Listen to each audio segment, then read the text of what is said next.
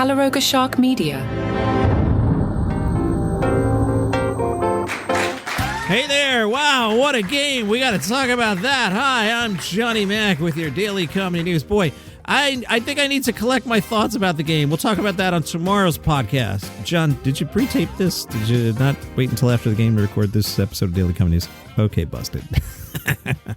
Kanye West has been in the news. I'm sure you saw why. Well, he added Dave Chappelle to the list of targets. Complex reports that on Saturday, Kanye launched into another tirade. I'll read it verbatim here. Let me be clear. Daily Comedy News and Johnny Mac do not support the words I'm about to say. I'm reporting on a news story. Kanye West tweeted, "Why do I target Dave Chappelle? Because y'all think he's speaking for black people when he's really a voice for Jewish agendas."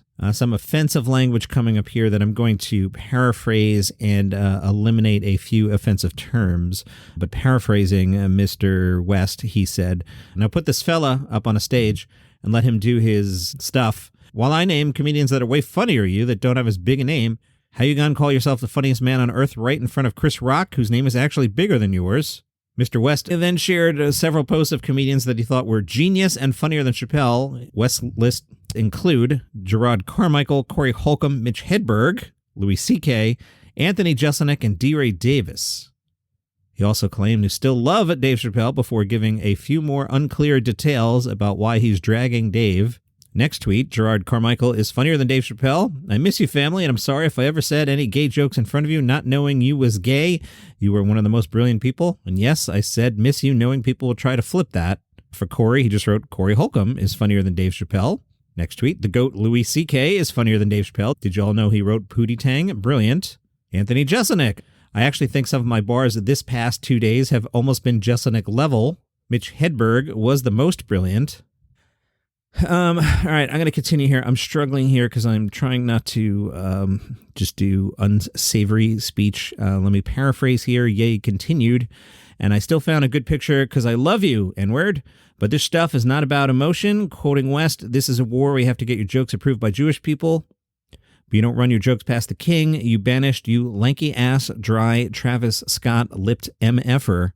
Every joke you tell, I'm on, yo ass. You used to be my hero, Dave. You were one of my inspirations to go to war with Adidas. And after you thought I lost that battle, you showed your true colors, your envy, the hate in your blood, because you want to be a rock star, but you just can't get the same loving from women."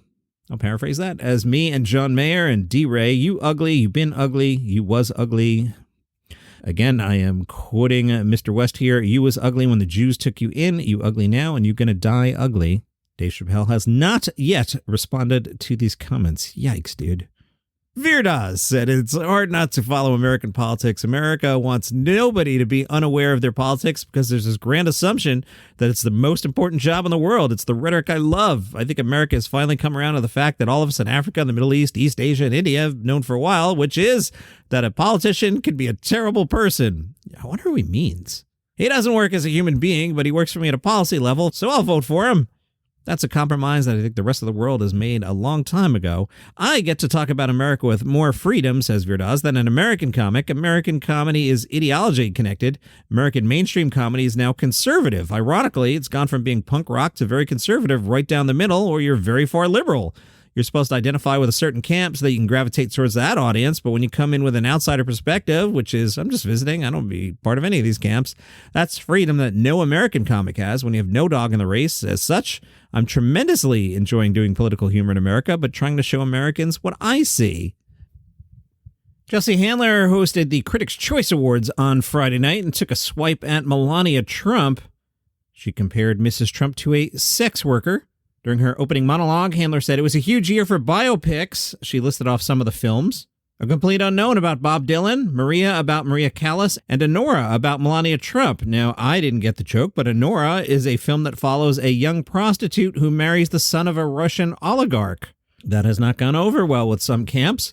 Handler also introduced herself as the event's DEI host. "I'm your DEI host, Chelsea Handler. I want to acknowledge that we've been through a lot lately, not just here in Los Angeles, but in our entire country, waking up every day not knowing what news we're going to hear that will disappoint and horrify us. So it's in important times like this to have a distraction, and that's why I personally extend my gratitude to Justin Baldoni and Blake Lively. Now, if you're not hip to that story, Justin directed and starred in the 2024 drama It Ends With Us alongside Blake. Blake later accused him of sexual harassment. Justin has denied her claims and fired back, claiming that Lively, her husband Ryan Reynolds, and their friend Taylor Swift hijacked the film. Handler also took a shot at RFK, joking that anyone who lost out on their awards would be in the background questioning your life choices like Cheryl Hines at a Senate confirmation hearing. That's a good joke.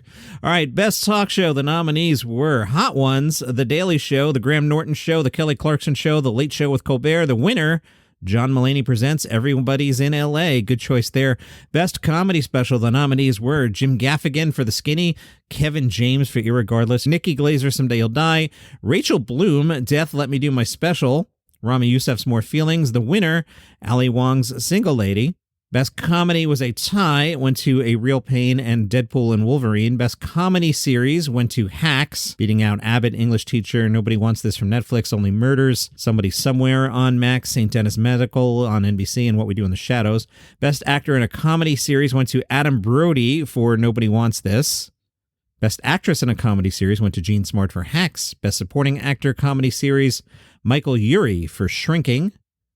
Best Actress in a Comedy Series, Hannah Einbinder for Hacks. Sam Morril talked to the Eagle Online, and they were curious, what's the best piece of advice Sam has received recently? Sam said, honestly, make your own stuff. It's more satisfying. Just make your own stuff and don't wait for anyone. You have to have money to do it. You have to have made money. But then I also think, what else would I rather spend money on than this? I'm not really into cars or anything. What would I rather spend money on than just making comedy? So I think if you surround yourself with really funny people and you make something that you like, then I think you bet on yourself. I agree with that. That's what this whole project is here. I don't want to make stuff for other people anymore. I make stuff for us, me and you. Sam had advice for those pursuing comedy and said, the truth is, I don't really know about getting into stand-up now because it's changed so much from when I started, so my advice would probably sound out of touch now. For me, it was get on stage as much as possible. That's what comics would tell me. That was the only way to be a good stand-up. But now there's comics making a living online. I guess it's good and bad. There's other avenues. But also it's not great because, they're not going to get better. Your currency was your act back in the day when I started. It wasn't like some other things like a podcast or, TikTok or something like that. So my advice would still be like, if you want to be a really good stand-up, do everything you can do. Tour the country before you're ready. I was cold emailing bookers every 10 days and following up because I wanted to be a road comic because that's what the comics I liked were doing. So I think look at what the comics you like are doing and emulate them in a creative way. Find your own spin on that trajectory. Jay Leno said, I like to tell jokes. People say you should do a Netflix special. Jay says, I don't want to do it once and get a big check. I'd rather do it 100 times and get a bunch of smaller checks. You know what I mean? It's more fun for me. That's what I like. What he means is if you do the Netflix special, you've burned all your material. And Leno says, this way you can try things out and see how they work. He told a story about how an unnamed comedian came on The Tonight Show to promote a special and told Jay that he was going to keep doing the same jokes on the tour, arguing that it's like hearing a song. It's not like that at all. But after returning from the tour, the comedian told Jay that he regretted it. Leno said, they're watching it for free at home. Now they're paying $45 or whatever it is to hear the same thing they just heard for free. You can't get greedy. You can't take the Netflix money and the personal appearance money. Always good to hear from the listeners. Justin checked in. He works nights in a boring part of Texas and says, I look forward to your podcast every morning around 2 a.m. Central Time. You were the only new drop after midnight, and I thank you. Keep up the good work. And he tagged it with, also, Amy Schumer wanted me to tell you to talk about her. Let me throw Amy in Google here. I didn't have an Amy story prepared. I'm trying to let that go, but let me see what Amy's up to. It's always fun. Let's see. Amy Schumer. Ooh, Slate has an article called What Happened to Amy Schumer? Oh, my. And People.com has a story. Amy Schumer calls out kind of pregnant critics for seeking more clicks. All right, Amy, you want us to talk about you? Sure. Amy posted on Insta on Thursday, sharing a favorable mention from Variety's review, saying, this means a lot to me. Didn't I read Variety's review? Maybe I read the Hollywood Reporter's review. Anyway, Amy says, it gets more clicks to trash someone, especially me.